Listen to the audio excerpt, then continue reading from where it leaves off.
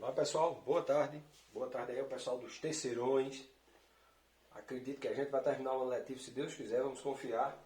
Observa só, semana passada, nas duas últimas semanas, a gente está falando de Segunda Guerra Mundial, certo? Segunda Guerra Mundial que matou 50 milhões de pessoas, Segunda Guerra Mundial que destruiu boa parte da Europa, que acabou com a economia mundial, lembrando disso, né?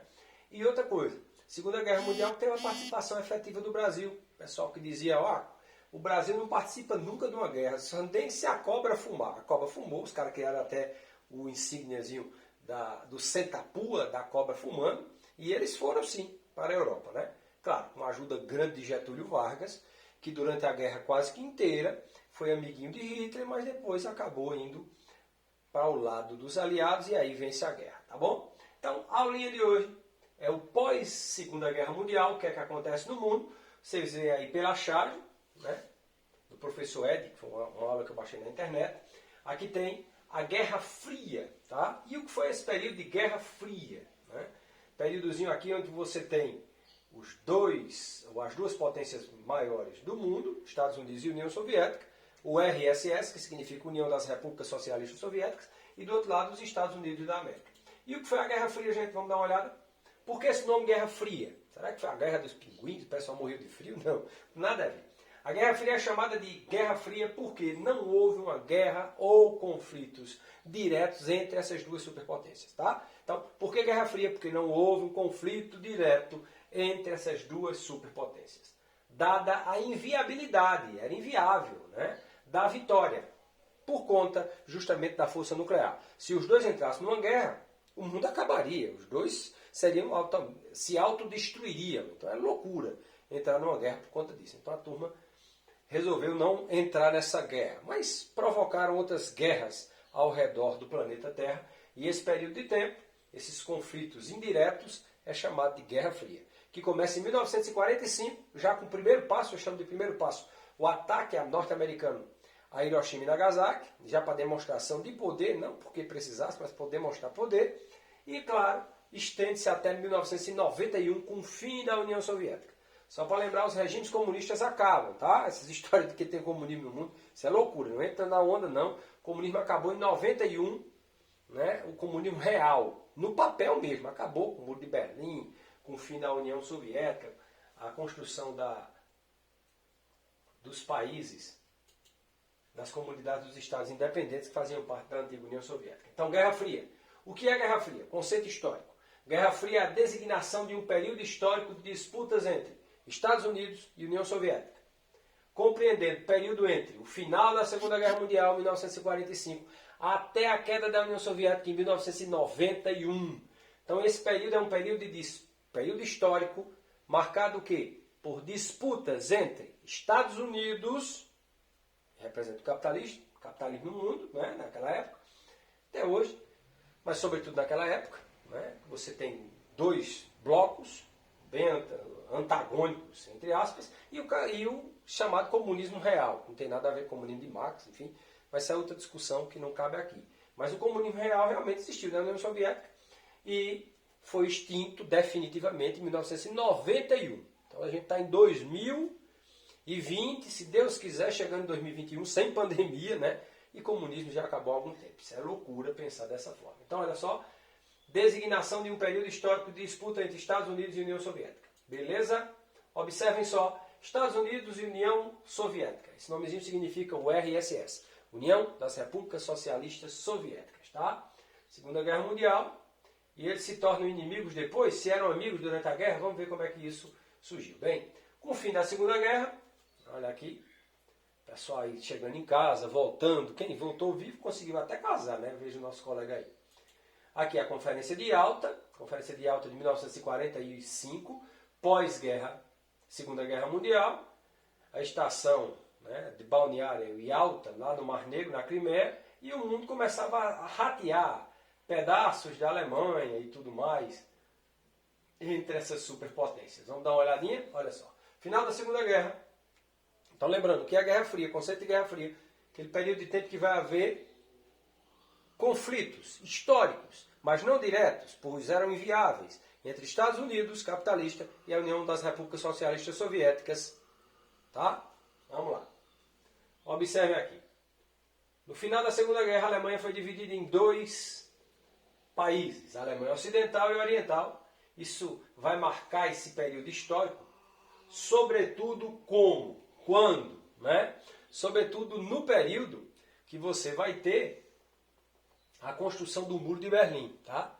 Isso enfatiza bem o que é esse período de duas Alemanhas, de duas Coreias, um período terrível do mundo, né? Aí vem a Conferência de Potsdam, ocorreu, a Alemanha perto de Berlim, olha só.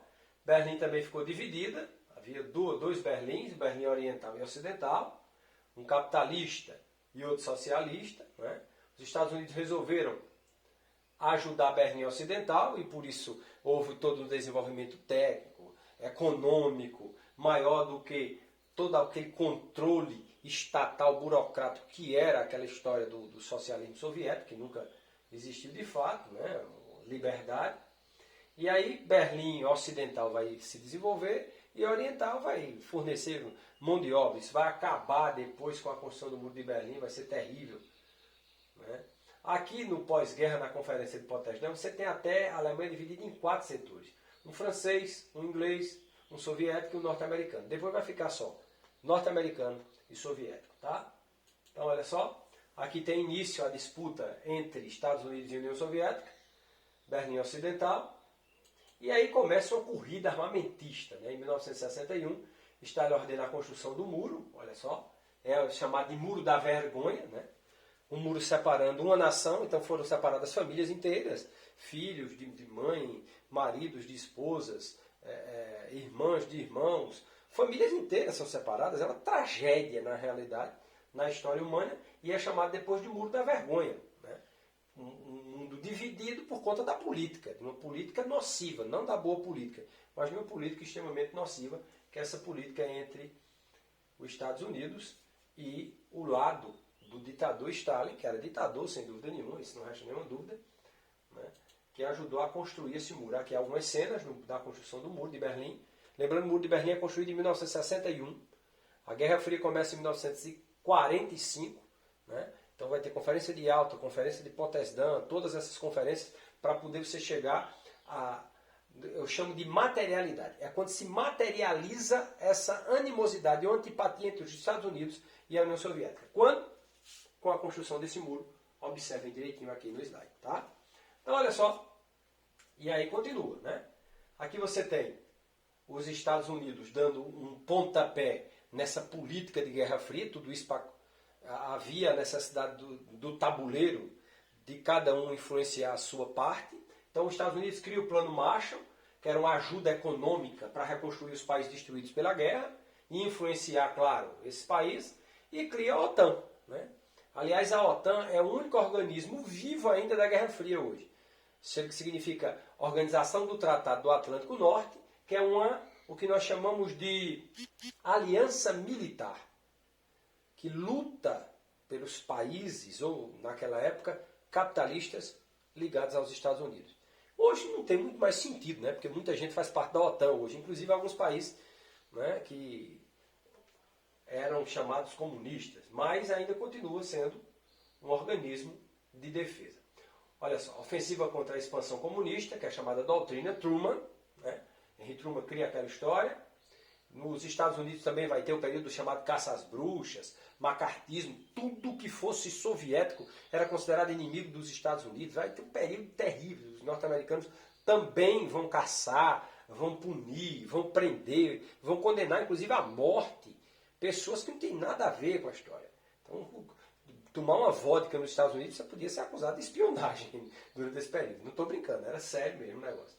Então, imagine esses países aqui, era o período da espionagem, períodos que surgiram, inclusive, na ficção, personagens fantásticos, como o James Bond, 007, essa coisa toda foi justamente dessa época. Então, Guerra Fria igual conflito político-militar, econômico-social, na ala política, e tecnológica na área militar, e você vai ter construção de inúmeras armas químicas, bombas, essa coisa toda vai ser infelizmente usada nessa época. Olha só, propriedade privada, fim da propriedade privada, Estados Unidos, igualdade econômica, isso aqui são os dois leques, né? O socialismo de um lado, olha só, chamado de comunismo, que não tem muita coisa a ver, mas era chamado na época. Fim da propriedade privada, que é o que defendia, igualdade econômica e socialismo. O papel é bonitinho, né? Aqui você tem propriedade privada, democracia e capitalismo. Tá? A democracia é inerente, sim, da ideia capitalista. Né? Às vezes um menino me pergunta, eu sou socialista, capitalista? Na realidade eu sou os dois. Né? Se você me disser que falar de igualdade econômica, de liberdade econômica, então eu sou socialista. Mas se você disser que eu quero abrir a porta da minha casa e dizer que eu vou deixar todos os outros entrarem nela, aí eu sou capitalista, eu defendo a propriedade privada, no caso eu sou liberal. Né? Então hoje em dia não tem muito essa diferença mais não, tá? Não confunda com essa história de direita e esquerda. Né? Mas aqui você tem o fim da propriedade privada, por quê? Porque quem mandava eram esses governos, né? Que na maioria era ditatorial, infelizmente, nessa época. Então olha só.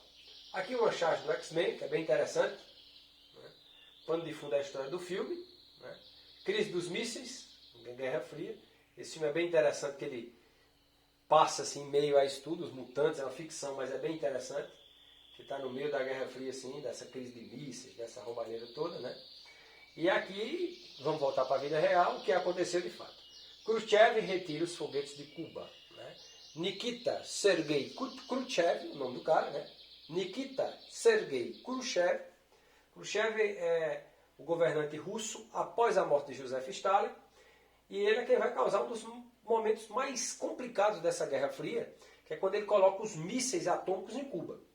Cuba com os barbudões, os Che Guevaras da vida, o jovem advogado cubano Fidel Castro, que promove em Serra Maestra a Revolução Cubana de 1958, né? E que expulsa o Fulgêncio Batista juntamente com todos os cassinos e prostitutas que vinham lá para Cuba, porque os Estados Unidos é muito próximo a Cuba e adorava aqueles cassinos. Havana era uma cidade promissora. Para quem era rico, claro. Né? Para quem era rico era muito bonito. Para quem era pobre vivia uma corrupção, um governo quase que fascista, ditatorial, absurdamente corrupto de Fulgêncio Batista. E aí esses guerrilheiros acabam conquistando Cuba, e os Estados Unidos vão bater de frente, e eles acabam se aproximando da União Soviética. E para barrarem as tentativas, Fidel simplesmente deixa Khrushchev colocar mísseis, praticamente no quintal dos Estados Unidos. É o período mais grave dessa crise, que acaba depois com Khrushchev tirando os mísseis definitivamente. Aqui você tem, olha só, coexistência, né? Vai ter a corrida espacial, olha só. A União Soviética coloca o primeiro homem no espaço. Em 69, os Estados Unidos colocam o primeiro homem na Lua. Né? Aqui tem o filme do Rocky, né? com o Sylvester Stallone, entre Estados Unidos e União Soviética. O basquete, que eles disputam também. Então o mundo vive essa dicotomia entre norte-americanos e soviéticos. Corrida espacial, olha só. Começa em 1957, rivalidade, pioneirismo, essa coisa toda, a construção da NASA, né? Hoje a gente já está querendo ir para outro país. Esse ano mesmo nós tivemos já uma corrida particular, né? O cara lançou, foi um grupo de empresários que financiaram, mas antigamente era só o governo mesmo. Olha só, conflito das imagens, olha só. Capitão América aqui a família soviética, né? Então são conflitos de imagem também que formam essa época, olha só. Aqui o James Bond, do outro lado você tem aqui o filme, né, Solaris. Então você vai ter também uma guerra ideológica, cultural, bem proeminente dessa época. Né? Que hoje em dia não tem mais, né? Dá para você tentar voltar ao tempo de Guerra Fria, é um negócio assustador. Mas enfim, olha só. Conflito. Hoje nós temos um mundo globalizado, é diferente. Novo papel do Estado, né? Aqui o bem-estar e a Guerra Fria, e aqui esse camarada que é o Gorbachev, que vai promover a abertura, a glasnost e a perestroika, que significa a abertura política, econômica, né? Já era o fim da União Soviética. E aí começa os anos 80, Reagan, Thatcher e Gorbachev. Esses três presidentes, a primeira ministra inglesa, Thatcher, o presidente dos Estados Unidos, Ronald Reagan, e o Mikhail Gorbachev, eles vão, né, ataque virtual contra os Estados Unidos, contra a União Soviética, defesa do neoliberalismo, perestroika, glasnost. Então, nos anos 80, nós vamos viver sobre esse lema aqui. Né? Esse lema da defesa do neoliberalismo, do ataque virtual contra a União Soviética do Reagan e da abertura econômica da União Soviética, que vivia já o seu fim. Né? E o símbolo do fim dessa Guerra Fria vai ser a queda definitivamente do Muro de Berlim, o ano de 1989 para 90, né? Você tem a quebra desse Muro de Berlim, o Muro da Vergonha e a unificação do mundo, sim, agora. Só ficando, infelizmente, como herança, as duas Coreias, a do Norte e a do Sul. Beleza? Espero que vocês tenham entendido um pouquinho de Guerra Fria, um período de tempo muito longo, que vai de 1945 até 1991. Do fim da Segunda Guerra Mundial até o fim da União Soviética em 91. Abraço a todos, fiquem em casa. Se Deus quiser, o ano letivo vai passar e tudo isso acaba, tá? Cheiro no coração de vocês. Valeu!